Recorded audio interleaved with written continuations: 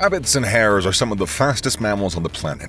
At their best, they can hit speeds of up to 49 miles per hour, meaning that if they are anywhere near you, they will be gone before you even know what happened. Now, what would you do if you had to catch one, especially if you're 10 times smaller than a rabbit? If you're this mustelid, you can pull off what's called the dance of death, or more fittingly, hypnotizing.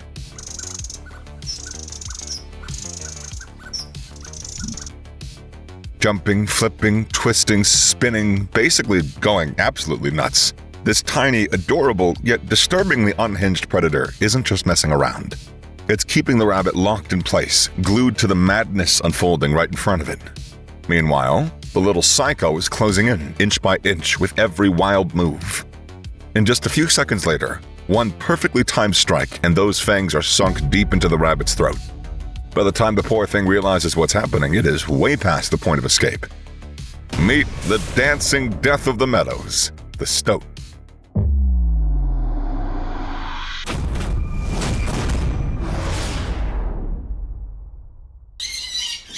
Back in the late 1880s, New Zealand's booming hare and rabbit population was driving farmers up the wall. The country was expanding its brand new farming communities across the land. And, as expected, the farmers weren't thrilled about their crops getting demolished by these little crop wreckers.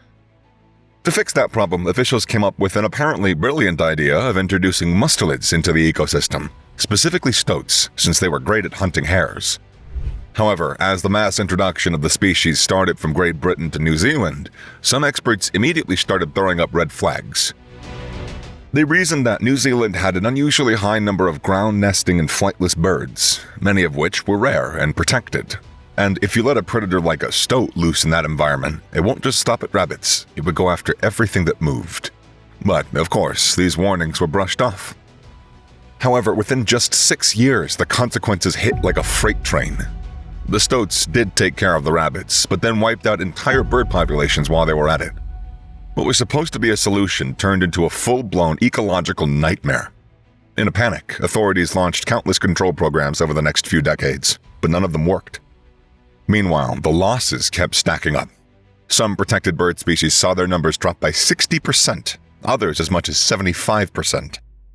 It got so bad that stoats landed themselves a spot on the top 100 worst invasive species of all time list. And here's the scariest part. 150 years later, the problem is still nowhere near under control. In fact, just recently, the New Zealand government spent $300,000 to track down and remove one single stoat, because leaving it unchecked would have cost them millions in damages. Yes, one stoat. And we're just getting started with this strange and messy tale. But before we dive in deeper, let's take a look at what makes these little demons so damn effective. Mustelidae, or more commonly known as the stoat, or the Eurasian ermine, or simply ermine, is a small predator native to the vast lands of Eurasia and the freezing regions of North America, where it's called all sorts of names depending on the place. In Ireland, where the least weasel doesn't exist, locals call it the least weasel. While across most parts of North America, it goes by a short-tailed weasel. In reality though, even though it looks almost identical to a weasel with its slim body and sneaky movements, it's a completely different species. In fact, in 2021, researchers split the stoat into 3 distinct species depending on where they live, all of which were once thought to be a single, widespread one. These 3 species then go further and divide into 21 subspecies, making stoats one of the most broadly scattered and diverse little predators out there. The word stoat itself likely comes from an Old Dutch or Gothic word meaning either bold or to push. This little creature pretty much lives up to both. Bold enough to pick fights with animals 10 times its size, and always pushing its limits every time it hunts.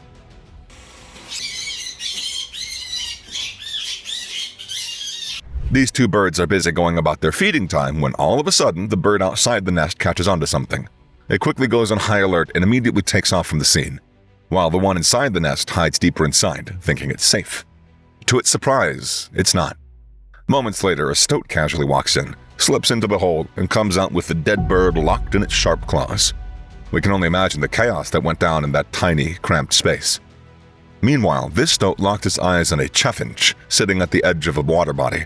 Without even bothering to check if it's safe to make a move, the little predator just flings itself straight at the bird. The chaffinch manages to slip away, leaving the stoat tumbling right into the water.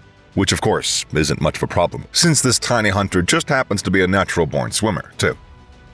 To pull off these wild acrobatic moves, a stoat's body is built for agility.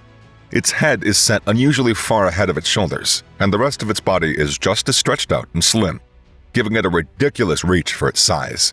This setup lets it dart around like crazy during frantic chases behind prey or while raiding nests, tunnels, and burrows without breaking a sweat. Its long tail plays a key role in keeping perfect balance while the stoat runs with its signature bounding stride. As it leaps forward, it arches its back, creating these smooth, rainbow-like curves that make its movements look effortless. Not only that, it also helps it handle all sorts of rough, uneven terrain way better than animals that stick too close to the ground and get tripped up by every little obstacle. Their skulls are stretched out compared to weasels, which gives their predatory jaws more bite and strength, which is enough to clamp down on prey even while the chase is still on. An average male stoat, often called a dog or jack, measures anywhere between 7.4 to 12.8 inches long and weighs around 9.1 ounces. The females, called gills, are around 25% smaller, reaching up to 11 inches max and weighing less than 6.3 ounces. At least a quarter of this total weight is just the daily fuel it needs to keep going. To keep that tank full, this wiry, sharp little predator moves non-stop across its territory, raiding burrows, squeezing into crevices, and pretty much causing chaos wherever it shows up. Most of its victims are small, mouse-like rodents, lagomorphs, water voles, hamsters, pikas, lemmings, several reptiles, amphibians, birds, and of course, rabbits and hares too. It can swim, leap, snatch, scramble, climb trees. Basically, if there's a way to catch a meal, the stoat's figured it out, even if the prey is way bigger and faster than it. For animals that are faster, the stoat just keeps on chasing with that smooth, gliding stride of his, wearing the victim down until it runs out of gas. For those it can't outrun or overpower, it's got a trick up its sleeve that is a whole different kind of nasty. The moment a stoat spots something like a rabbit coming its way, it wastes no time and sneaks in closer, just enough so the prey notices it. Then as soon as the prey is about to flee, it starts bouncing, twisting, and flipping all over the place like it's completely lost its mind, sometimes even making odd little noises. This whole act throws the prey off completely, keeping it frozen and glued to the madness unfolding in front of it instead of running away as it should. What the prey doesn't realize is that every flip and twist brings the stoat a step closer, creeping in like a harmless entertainer instead of a killer. Then, out of nowhere, it lunges and grabs the animal right by the neck.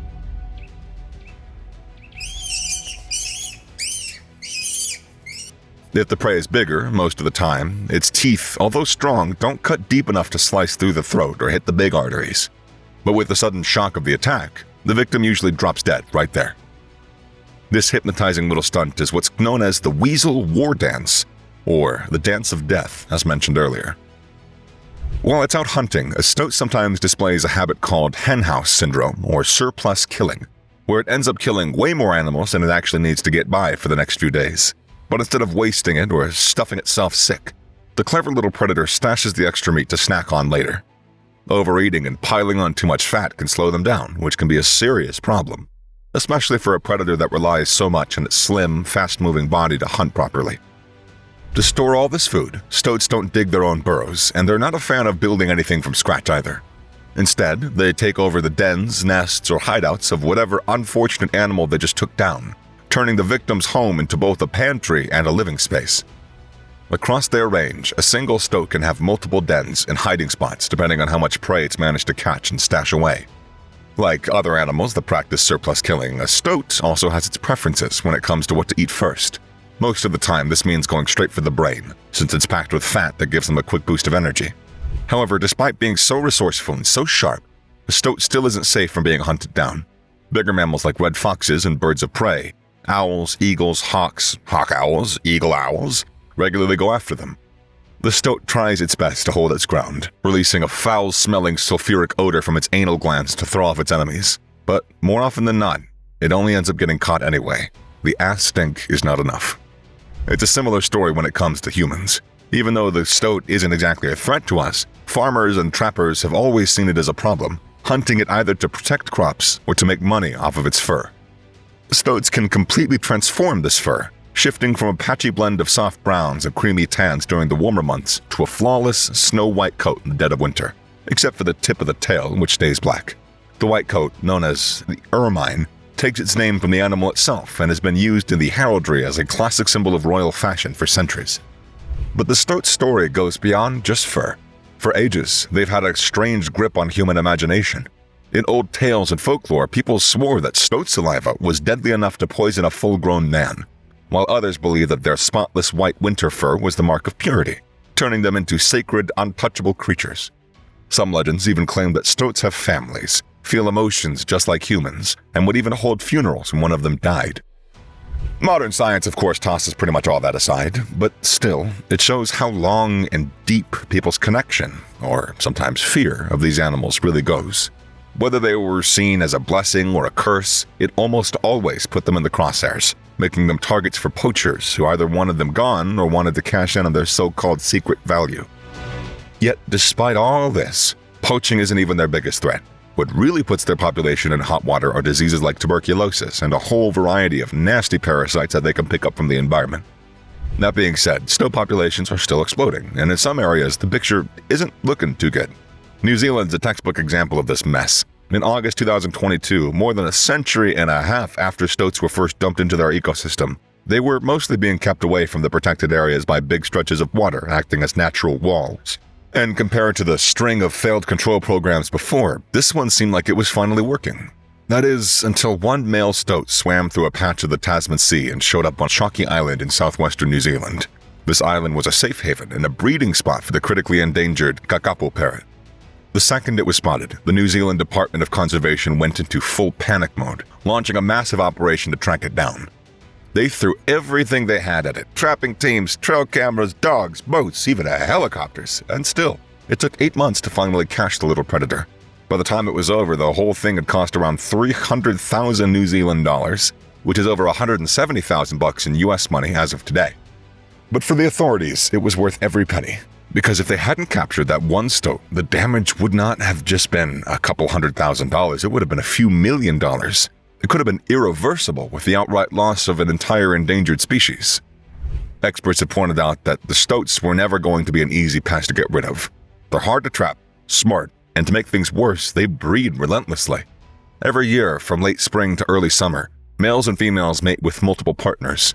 Once the season wraps up, females carry the young for around 280 days before giving birth to anywhere from 3 to 9 kits, sometimes even up to 18 in a single litter. On top of that, these young stoats grow at a ridiculous pace. Within just 8 weeks, they're already hunting alongside their mothers, and around that same time, they also hit sexual maturity to start their own breeding cycles. And just like that, one pair of stoats can explode into 1,000 over the course of a few generations, without anyone ever even noticing. No one knows the exact numbers, but it's safe to say it's more than enough to choke an entire ecosystem. The IUCN Red List rates them as least concerned, which might sound, good, until you realize that it's only good news for the stoats. For places like New Zealand, it is nothing but an ongoing disaster. Anyway, remember that cunning dance of death stoats do to hypnotize rabbits? Well, some experts now think that it might actually be caused by a nematode infection. What do you think? What do you think? Could it be that simple? Either way, it still works for them. They hypnotize, they kill, they eat brains, they breed, and the whole cycle just keeps on a-rolling. Business as usual. So yeah, let us know what you think about this whole mess down in the comment section down below, and as always, I will catch you in the next one.